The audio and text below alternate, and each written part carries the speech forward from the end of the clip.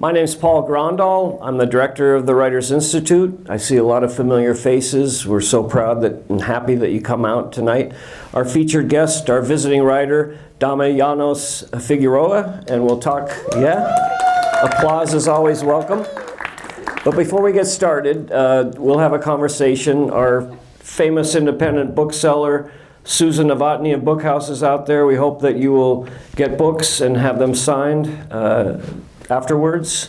But I wanted to mention a couple events. If you don't have, I know some of you have our program, some of you on our email list, but we've got a couple really special events in the next 2 weeks. On Thursday, October 6th, we'll be hosting Kwame Alexander, a superstar of young people's literature. That's at 7 p.m. in Page Hall on our downtown campus. And earlier that day, we're really proud of this collaboration. We'll be going with Kwame for a special presentation for students at the KIPP Community Albany Middle School. And we'll be distributing more than 800 copies free of Kwame Alexander's just published book, full-page ad in the New York Times Book Review on Sunday, if anyone saw that. It's called The Door of No Return.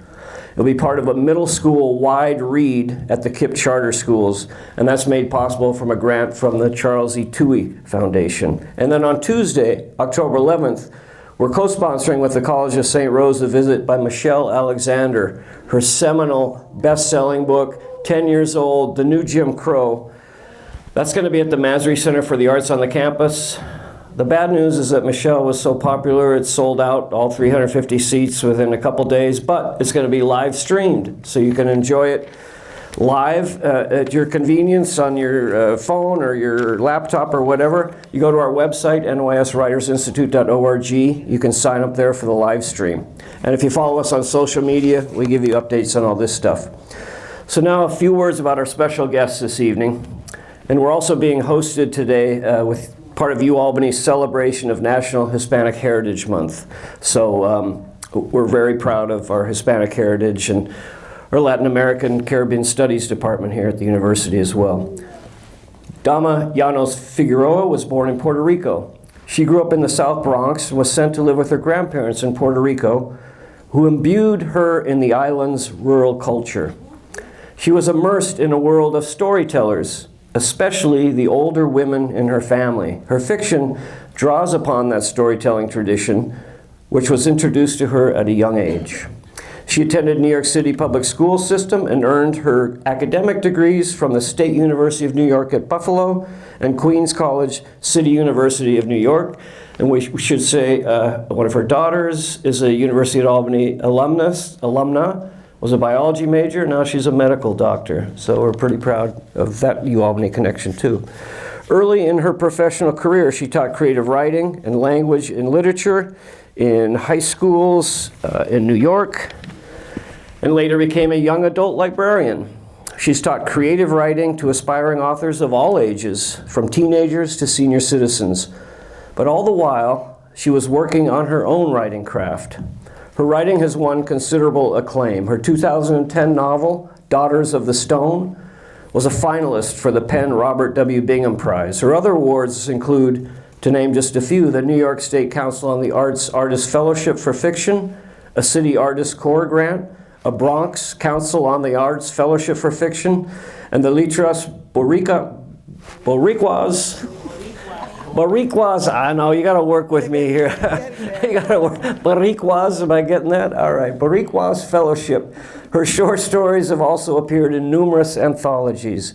Her new novel, which is for sale out on the table, an amazing novel. We're gonna get into discussion and we'll have time for your questions, called Woman of Endurance. It's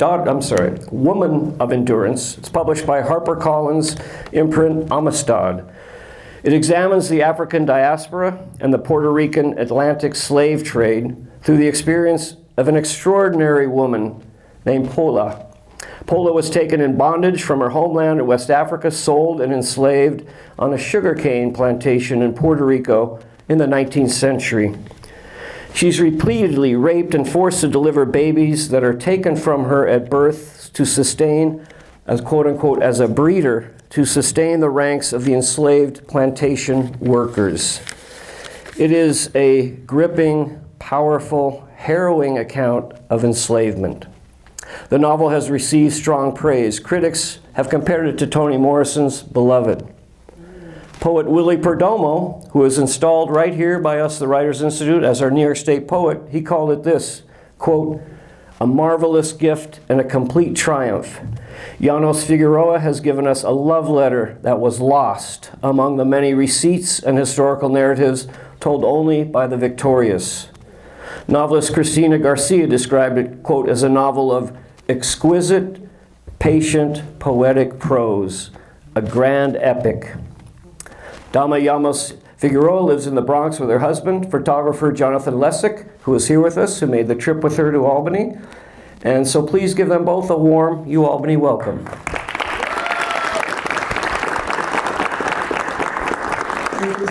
We're so glad you're here. How does it feel to be back? You said the campus looks a lot different when you were here with your daughter many years ago. Right.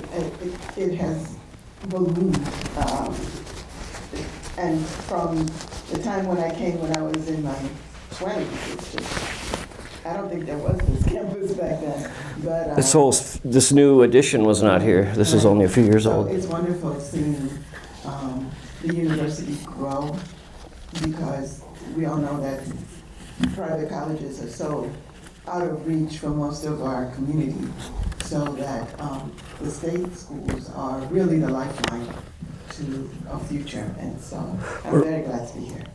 We're very proud that we are about 50% students of color and 35 to 40% first generation. We rank extremely high in social mobility, and we're really proud of that at UAlbany. It's something to be proud of. So I was also so impressed with our students this afternoon. Tell us about that experience. You got some questions you've never gotten before and all these things you've done. Right. Well, I was a teacher for 30 years.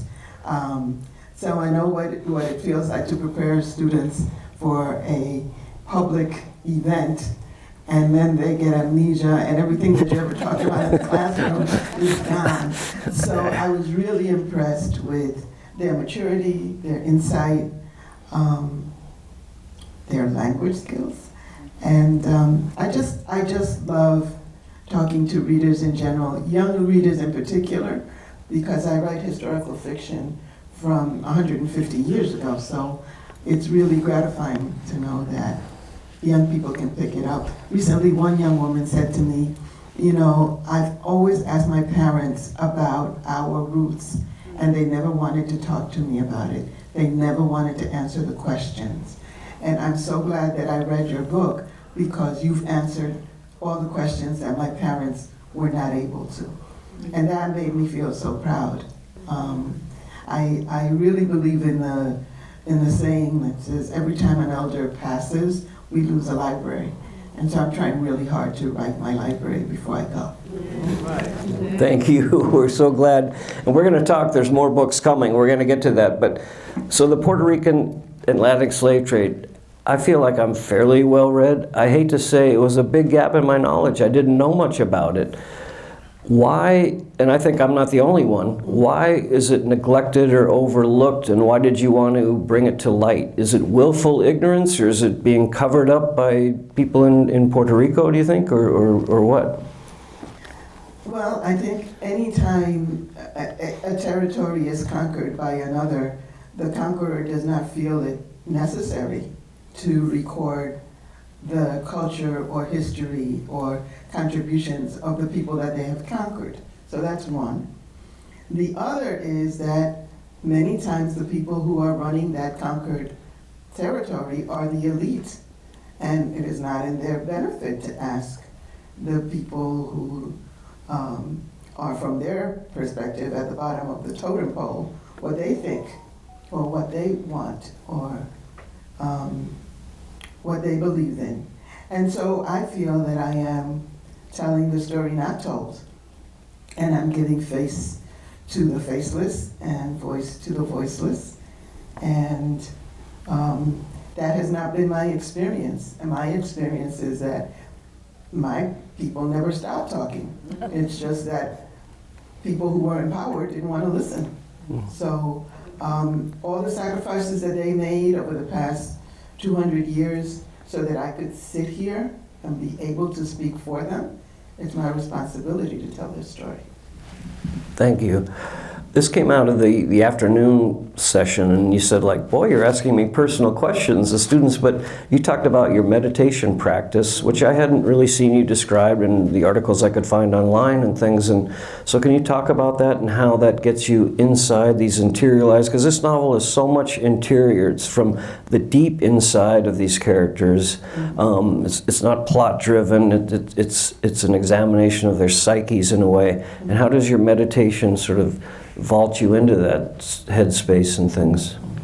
Well, I meditate when I'm actively writing. I meditate every day, and when I come out of my meditation, I go to my journal and record it.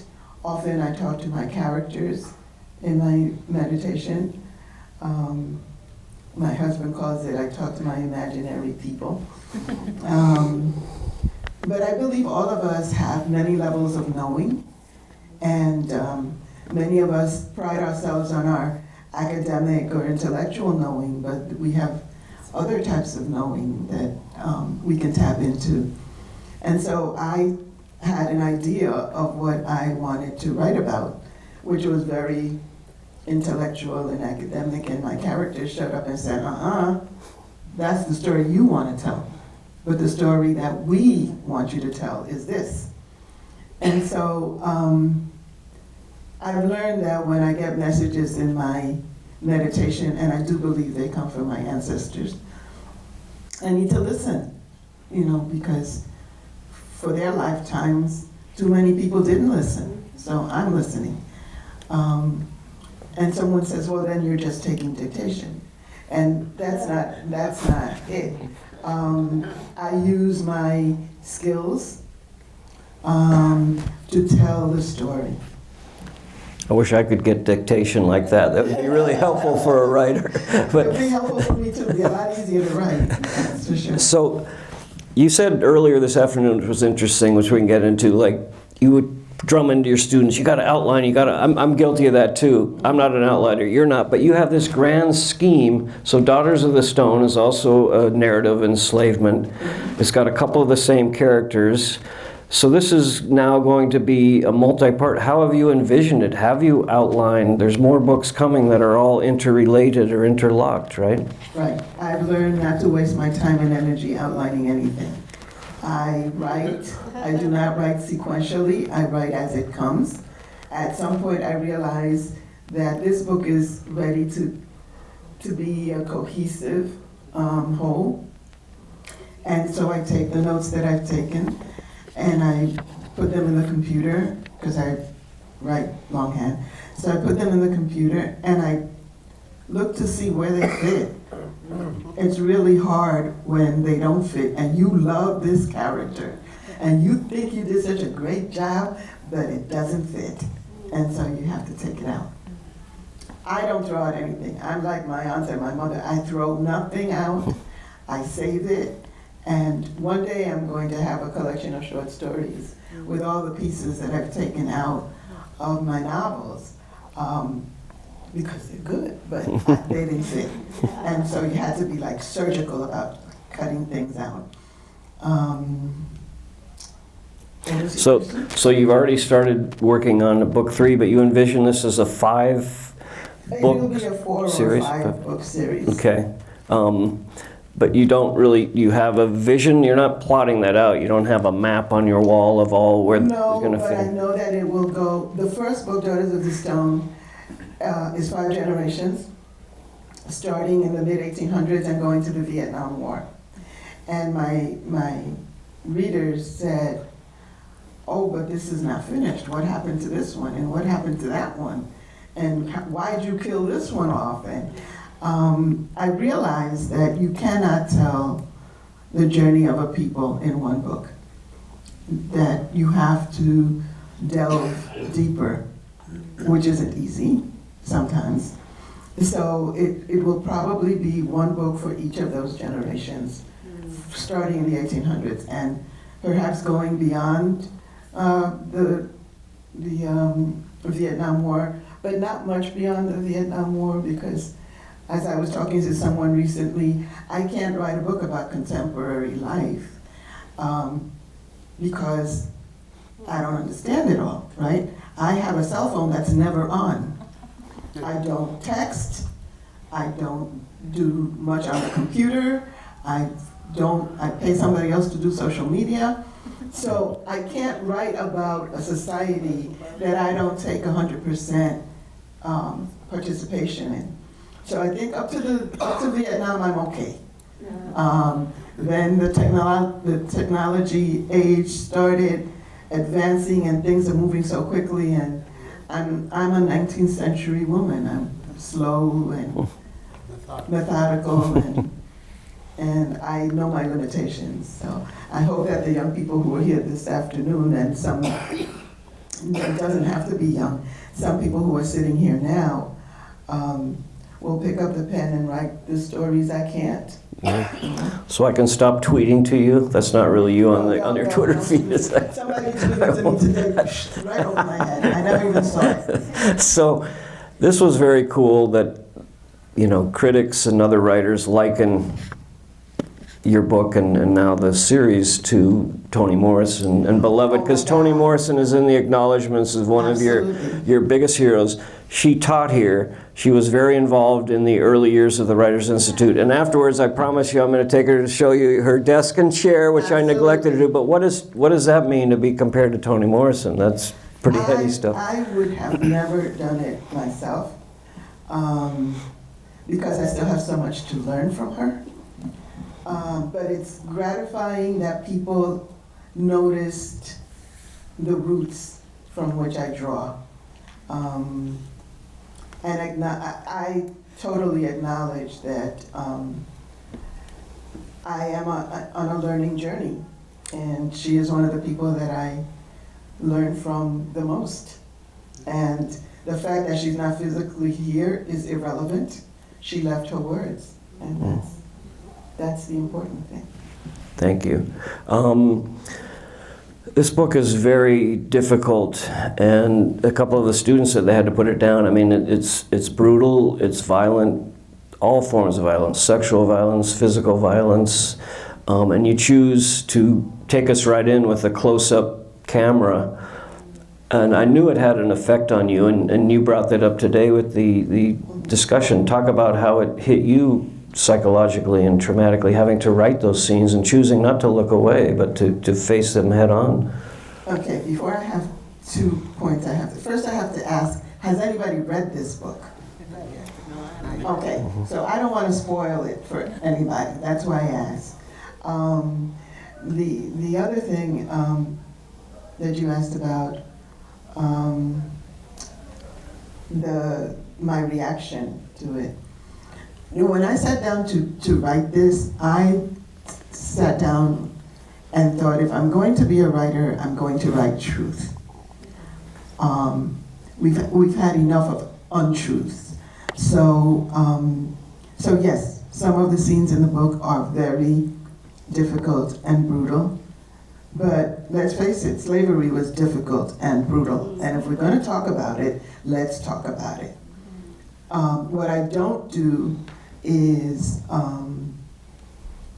just say all whiteys are bad and all blacks are good. I want to show the humanity of the black community, the enslaved community, which is often relegated to the sidelines, their colorful background. And I wanted them to be the center of the book. There are white characters in the book, there are white characters in the world that they inhabited.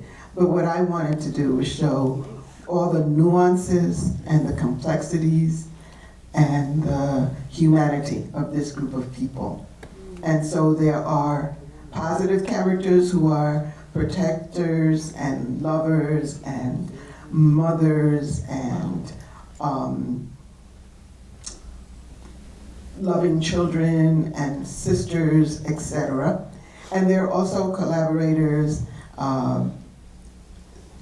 self-haters, destructive people, because I wanted to show the range of humanity within this community. There are people who heal and there are people who don't, just like in our society.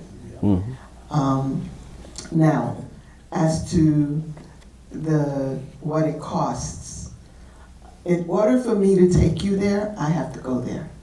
In order for me to introduce you to Pola, I have to be Pola. I have to know what that felt like. What does it feel like to have your children taken away from you as soon as they're born? What does it smell like to be repeatedly raped? And so I had to go there, and going there landed me in the hospital.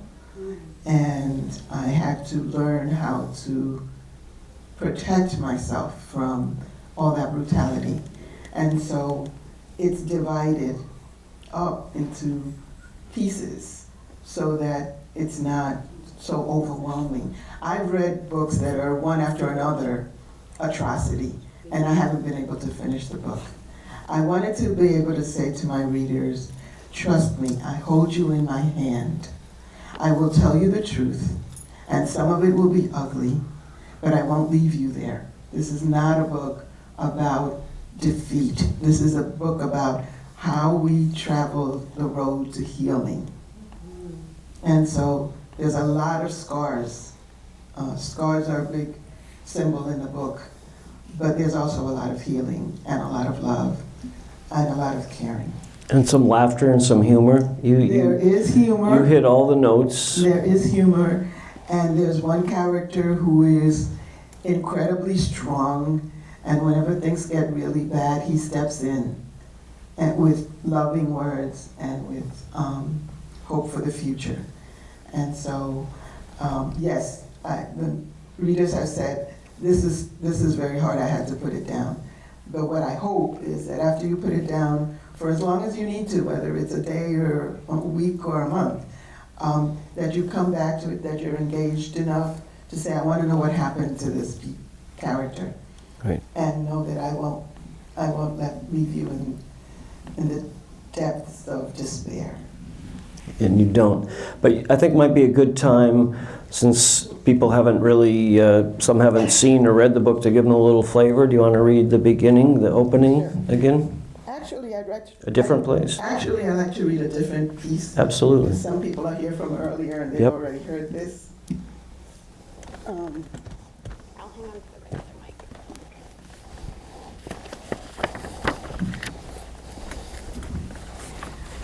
Okay.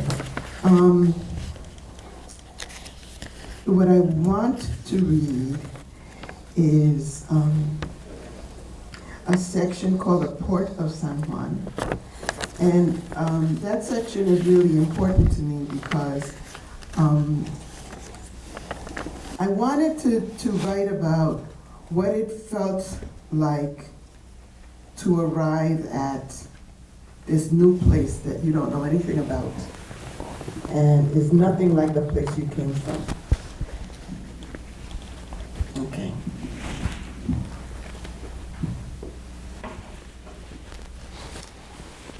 So this is the Port of San Juan, which I believe is chapter 3 or 4. I'm not sure. It happens November 1836. When she was taken from her home place, she had been Kira, a comely young woman with rounded hips, strong legs, and a flash of a smile. The woman who arrived on this other shore, this Puerto Rico, now renamed Pola by her captors, had 3 crooked fingers, 4 missing teeth, and had been brutalized by every member of the crew. After the full moon had come and gone 4 times, and the floating hell had made 3 stops, less than half of the original group of captors remained. Pola was taken to the upper deck one last time. She had been below for so many weeks that the sun was blinding. When her eyes finally adapted to the light, she looked out on a new world. This, it seemed, would be her destination. Up and down the shoreline, a long line of ships had pulled up in a place where the sea had taken a huge bite out of the land. Wooden planks stretched from ship to shore. Pola and the rest of the captives were herded onto the deck under guard. Earlier, they had been hosed down and scrubbed clean under the careful eye of the crew. They had been given makeshift clothes that barely covered their nakedness. Women were given cloths to cover their tangled hair. Men were shorn of their matted beards and their heads were shaven. Food had become more plentiful in the past few weeks, and now they were fed one last meal on board. During the voyage, they had been separated by gender, but now they were chained in specific configurations, including men, women, and young boys. The group was suddenly in the midst of more commotion than Pola had seen since leaving home. Unchained, shirtless, black men toiled in the morning sun. Most of these workers took care not to look at the captives directly as they stood in their rags and chains. The workers simply walked by, intent on unloading the crates, which then were taken to squat buildings lining the shore. Some stepped carefully around the chained group, hoisting large, oddly shaped bundles and huge sacks that went directly into waiting wagons.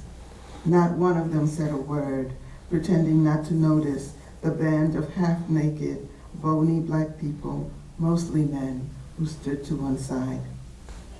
One young boy tripped, dropped his load, and bent down to retrieve it. As he stood up again, he looked directly into Pola's eyes for a moment. She stared back and held his gaze. There she read all she needed to know about his life, and she could see that he read all he needed to know about hers. Pola recognized the sadness she felt pressing against her eyes, alive in his. His was an infinitesimal nod.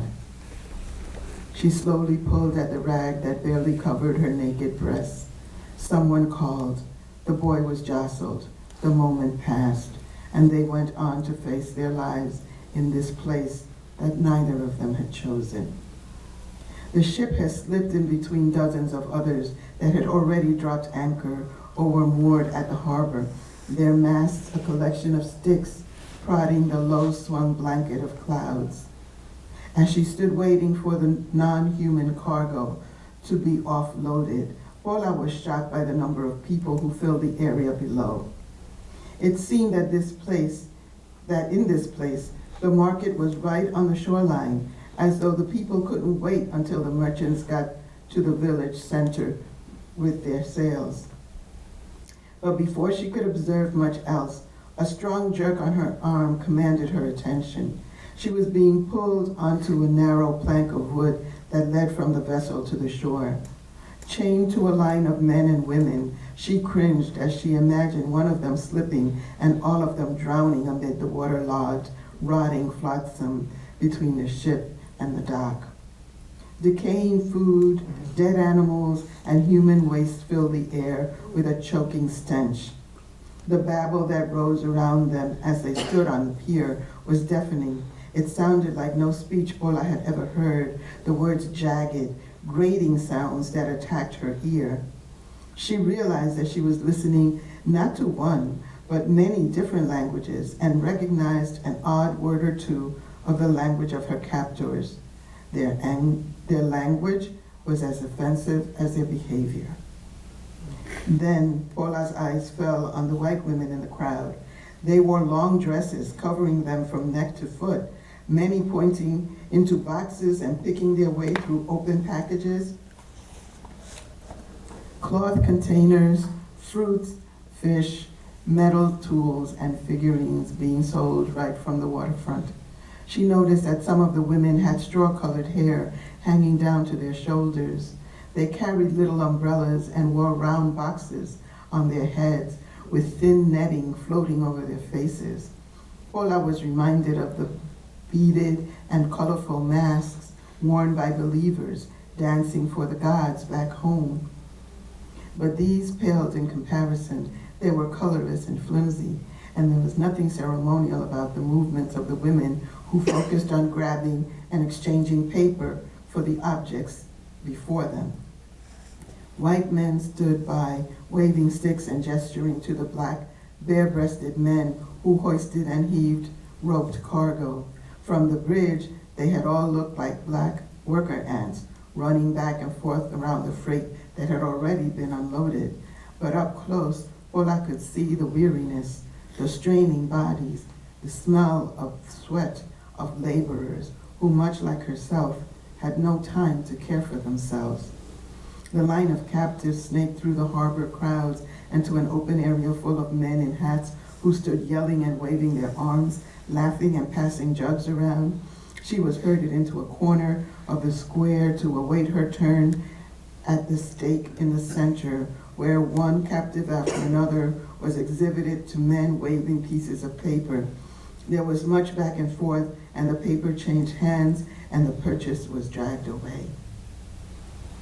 When it was her turn to stand at the block, Pola was released from her chains, dragged up onto the platform to the pole, where she was tethered once again. Mother Yemaya, where are you when I need you most? Pola closed her eyes. She thought about all that had already been taken from her, her lovely fingers, her teeth, her body, her untouched womanhood, her laughter. But they hadn't taken everything. She clung to her faith, her soul, her secret. The seed she knew was growing deep within her.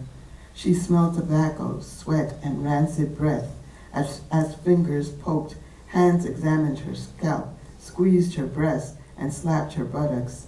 Someone pulled back her lip and dug into her mouth. She bit down as hard as she could. A loud male cry was followed by a stinging slap that knocked her down, leaving her hanging from the ropes that bound her to the stake. She was dragged up again, and then hands rubbed at her belly and below, digging and jabbing at her bruised insides. Men laughed, then argued. The hands went away, and they were done. One man, short, fat, and self-satisfied, seemed especially pleased as he walked out. The others laughed and clapped him on the back. Satisfied smiles, money exchanged and pocketed. The auctioneer jabbed at a young boy hanging back behind the platform.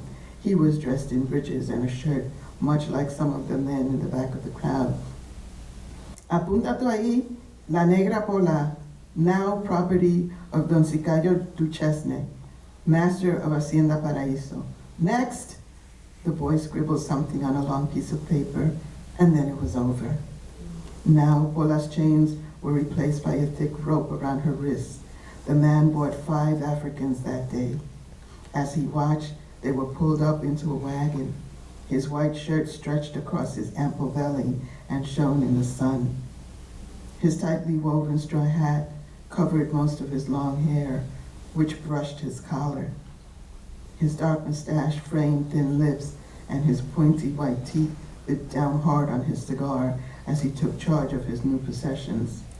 She did not know it then, but he had bought her as he would buy a breeding mare, and her true nightmare was about to begin. Thank you.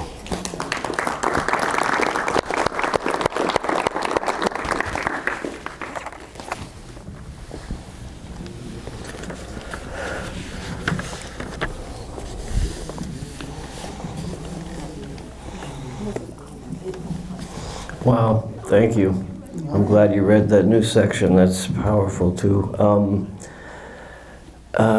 To build a scene like that, your acknowledgments, a lot of historical societies, archives, a lot of research. Were you looking at printed material, visual material, a combination of, how did you get to the detail to be able to write that scene? And throughout the book, all the historical research you had to do. I started with traditional resources, looking at primary documents, and very quickly I realized that they were written by the masters, and so I couldn't trust them. So I started talking to the oldest people I know and asking them about what their grandfathers and great-grandfathers said. And then I started putting myself in her place. What does it feel like coming to this totally alien world? What does it feel like being the recipient of these inhumane examinations, especially as a woman. African men went through their own brutality, but women had a particular weakness in terms of their gender and how they were used. And so I had to go there, and like I said, it was very difficult. Sometimes I just stopped talking. You know, my husband knew if my door was closed in the morning not to go in. It was hard. It's hard talking about it now, you know. For those of you who have the book, you see that there's a very nicely dressed woman on the cover, black woman with a very elegant dress, and the back of the dress has embroidery that looks like the scars on her back. Right. And one of the reasons I selected that image is because regardless of where we are today and how nicely we may dress, and no matter where we live, which may be very nice, there are scars that are not erased. And until it is addressed, the scars will remain there. And so every time somebody says to me, there is no such thing as racism in America, the scars on my back start to burn. Thank you. I'll ask one more, and then we'll jump into questions from the audience. But on a more uplifting note, I love the dedication, which I'm going to read. You write, "I couldn't write my stories without the constant presence of my ancestors who await me in my dreams and my meditations, whispering their stories and reminding me of what I have forgotten. This book is dedicated to them because their stories have lived for too long under the waters of the Caribbean, unrecognized and in imposed silence. Let there be light as yet to be told. Let there be light illuminate as yet to be told truths." I love that. And could you expand on that? Because I know your grandmother and the elder women in your life were so important. Can you expand on your dedication? Well, I feel that I wouldn't be sitting here. I wouldn't have published books had it not been for the sacrifices of those rural, supposedly uneducated women who took me in when I was sick and broken, and they told me their stories. And I feel like I have to honor their story and their lives. And so sometimes it's very difficult to read about it, but if they could live it, I can witness it. And so I think we need to witness it. Not necessarily to point blame at anybody today. We have moved from those people. However, like-minded people are everywhere. And I want to have a voice to say, this is our side of the story that we were never asked to tell.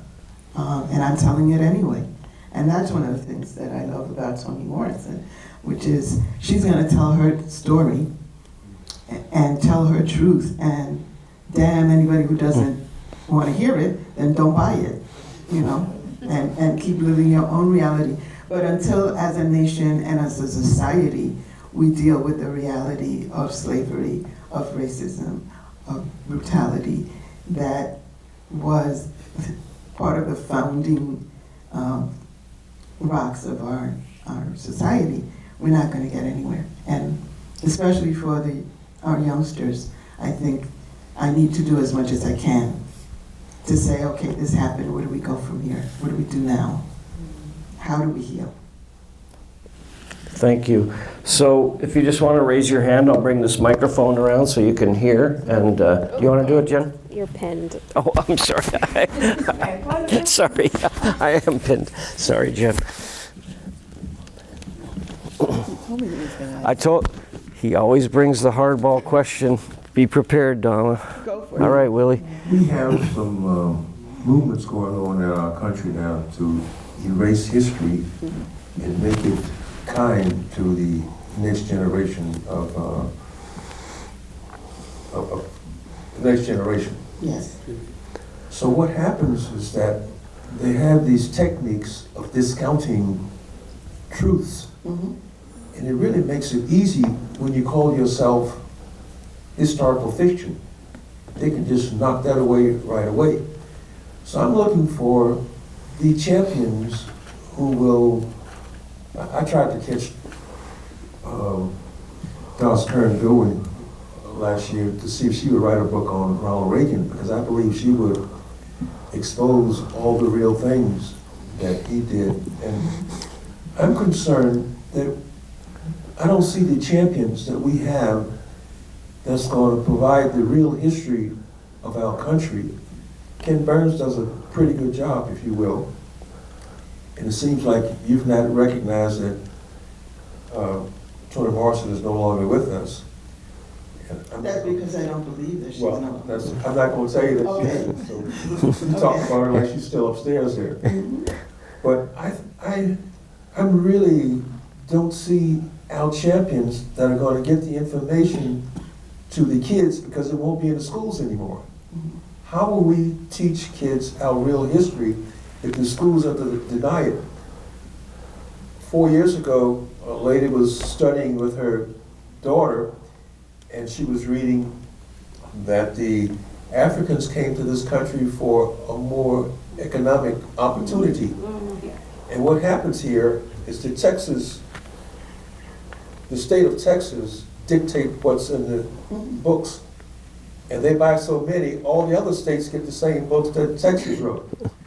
So how are we going to address that discrepancy and get the real truths told? We should talk about truths without prefaces, but how will we get the truth told? I think that we have a monster with many arms. And I think in order to fight it, we have to do it on many levels. I do it on the historical fiction level because I want to present the reader with the effects of that reality on my characters. There are other people who are writing nonfiction books about racism in America, about Black Lives Matter, about inequality, about a number of social ills. That's how they do it. I know parents who go out of their way to buy material for their children that counteracts what they learn in school. So there are many ways of doing it. Just like there were many ways of the powers that be creating this mess that we're in, it will take many different ways to counteract that. And it's not going to be tomorrow. I don't think it's going to be in my lifetime. But I think that we can't stop trying. And this is my attempt. I have read I am not a good history student. When I was in high school, history was taught with dates and numbers, and none of that touched me. But when I read the story of somebody who lived in that time period, and it tells me what they went through and what they felt like, that is much more impactful to me. So that's why I write fiction rather than nonfiction. Someone else can write a nonfiction, that's fine.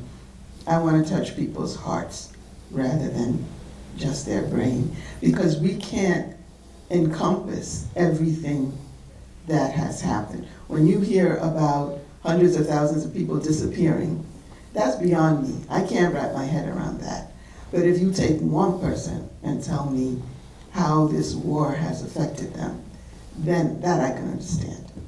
So that's my answer to you, that I can only do what I do and hope that I do it well enough that people don't forget it. I didn't imply that you weren't. No, I understand. Yeah. I'm just letting you know, because I know that there are people who say, well, I don't read fiction because it's not real. Well, I could say the same thing about history. I could read history that I was taught, which is not real. So, it depends how you look at it. Okay. Thank you. Jen will get to all of you. Hola, buenas noches. Buenas Me noches. encanta esta charla. One thing to what he was saying, I'm heartened by the fact that students are actually pushing back against banned books. Even in Texas, they do walkouts, they do all sorts Absolutely. of things, banned book clubs. So I'm heartened about that. And like you said, it's a long way to go. Can I, before you tell that story, I want to tell you, I was a librarian for many years. My most successful bulletin board was the one I did the first month of school, which is Banned History Month. And I did the biggest display of all the books that were banned. And then I made sure that I bought all those books. And those books were the first ones borrowed, never returned, and I never went after them. Perfect, perfect. And by the way, I agree with you. Historical fiction to me is a favorite genre of mine because I find it more accessible, just like you were saying. What I wanted to ask you about was, Puerto Rico has a lot of amnesia about the slave trade, about the fact that we have black ancestry. I'm ashamed to say even my mother would kind of downplay it, And so what has been the reaction in Puerto Rico to this book? Have you had any feedback yet? And yeah. My book trip to Puerto Rico will be January and February. Okay. I anticipate that some historians will challenge me. That's fine. They're the historians. At no point have I said, this is history. This is historical fiction. And I will allow, because I've already started looking at this, I will allow Puerto Ricans from the island who will be in the audience to talk about the fact that racism exists today in Puerto Rico. I can too easily be dismissed by people saying, well, you're a New Yorican, you don't live here, you don't know anything about it, right? But if someone who lives there is in the audience, then I don't have to do much. I have to say, you know what? I think we should let so-and-so speak to this issue. Right. Because I have my perspective. I have lived here at times, but I don't live here now. And so, but you don't have to go far to see the racism. I won't even go there, but you know what I'm talking We about. can have a big dialogue about it. She'll be at the signing table, get a book, come to the signing table afterwards, you can continue. But I understand it. January, do you know where you're going to be? I just want to tell my friends on the island to go to your lecture. I still don't have a schedule for Puerto Rico. From what I understand, it will pretty much be tied to the university and the campuses. And so they, for everyone who's interested, if you go to my website, which is Dahlma Llanos-Figueroa.com, there will be a mailing list and people will get monthly newsletters letting them know where I am. Okay, good, thank you. Hi, my name is Ceci, Hi, Ceci. and I'm trying to write a book. Wonderful. Frankly, and it's very hard because I'm not a writer. I've never defined myself as such. That's never been part of my identity. However, I did a lot of reading of particularly lesbian romantic stories, and I ended up saying to myself, well, I could write better shit than this. You're not the first one I've said that. So that's been part of my motivation. So I have two questions. One, I was born a New York-Rican. I'm a woman in my 70s. My mother came here in the 1930s. She was 17 years old, and her mother sent her to her father. I don't know anything about my grandmother, but she does speak to me. I mean, I'm curious about who she is. And my brother just reminded me that I was, when my mother came from Puerto Rico, she came to live with her father, his mother, who was born during slavery. And I was terrified of her. I mean, really. So I appreciate that I have a context, and hopefully I'll appreciate it much more in the book. The other is in terms of research. Did you, you say it's historical fiction, but the book is peppered with facts, isn't it? Yes. And you did some research. Did you go to Puerto Rico and go through the archives? And I mean, how was it for you to do that? I went to Puerto Rico. I did go through, as I said, primary sources at the Biblioteca Nacional and at the other depositories of historical documents. But my most rewarding research was oral history. We would go to Puerto Rico every 2 years. My husband would pick up his camera and I would pick up my notebook and we would go and talk to the oldest people we could find. There are oral history projects in Puerto Rico.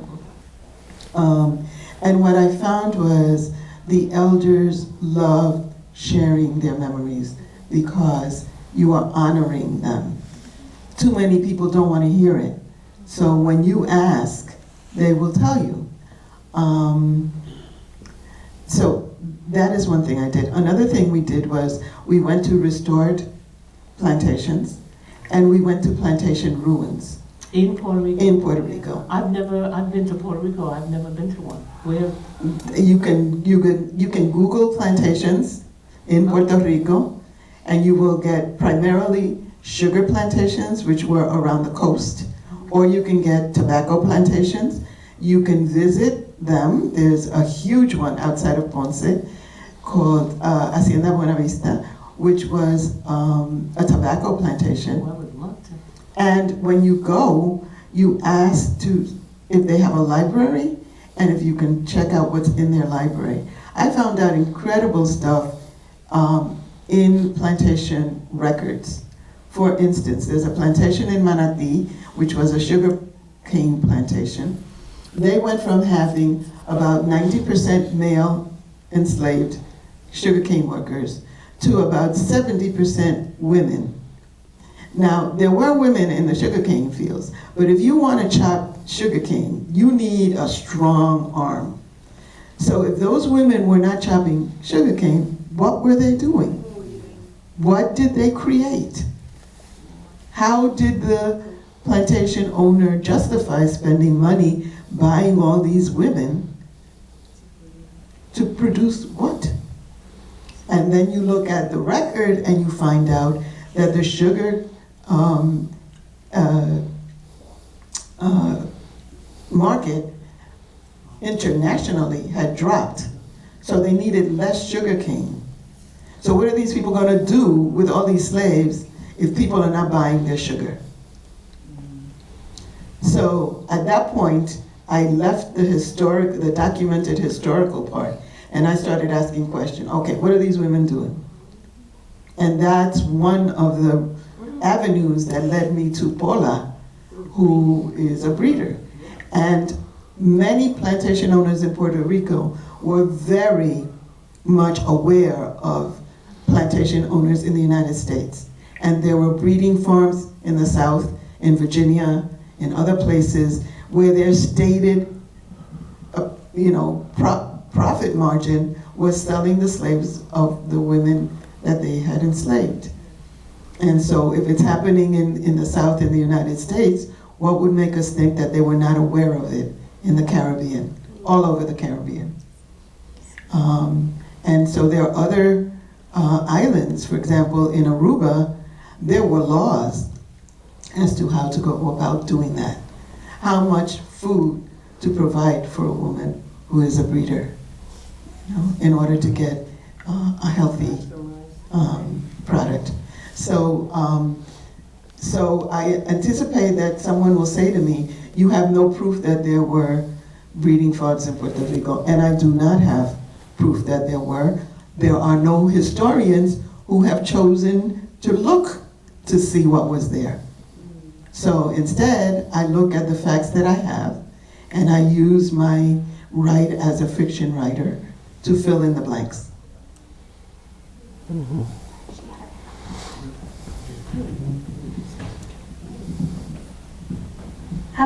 Hi. My name is Vanessa. I'm a non-traditional student here, which means I'm older.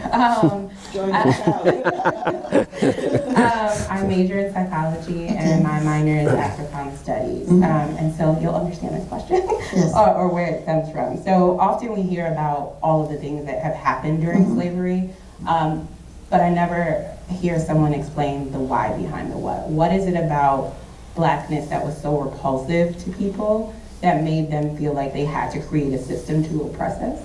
And secondly, why do you think Latin American countries are still kind of revolted by Blackness and still kind of deny their Afro-ness? That's a good question. I can't answer for everyone, okay? But I can say that in order for the people in power to remain in power, they have to convince the rest of us that they are right. And the only way that they are right is if those of us who are of darker hue are not as human, or not as humane, or not as valuable, for whatever reason. You know, some people use the Bible. People have all kinds of reasons for doing what they do. But what's really astounding to me is that with hundreds of years of divide and conquer and brutality and inhuman treatment, we're still here. We're not going anywhere. So something is going to have to change. Like I said, I don't think I'll be here then. I don't know what the answers to those questions are. I'm hoping that by providing a narrative where people can talk about characters instead of blaming each other, because blaming each other is not going to get us anywhere. But talking about these characters, how they felt, looking at the humanity of them, I'm hoping that we can at least have a dialogue as to why things are going. I have to say that I anticipate and would be very proud if my books were banned, because it means that they are touching something. And yes, there are many people who are fighting against banned material, and I think that the best idea is, if you feel that strongly that this is wrong, then let's look at it. You know, if you are so sure that this is not true, then let's look at it. But I don't think the people who are most interested in banning are interested in looking. They just want to cover.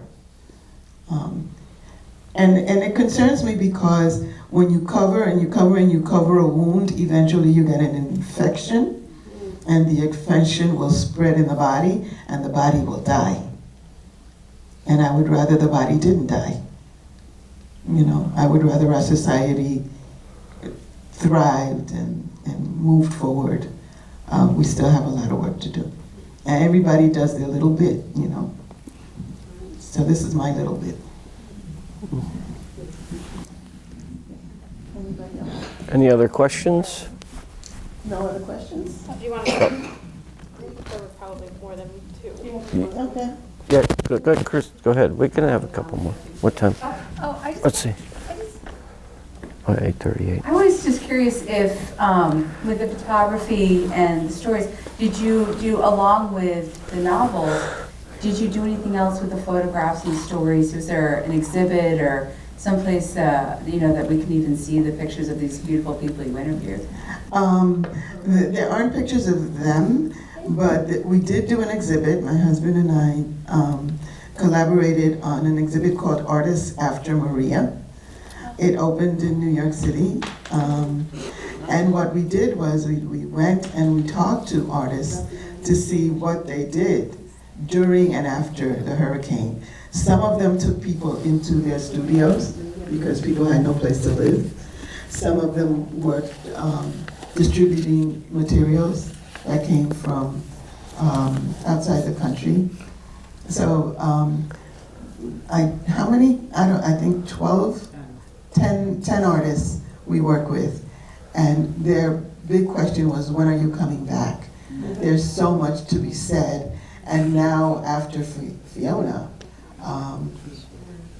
it's mind-boggling. Someone asked me to write about it. I cannot write about it because, as you can tell from my voice, it's just unacceptable to me that we're right back where we were, 5 years ago.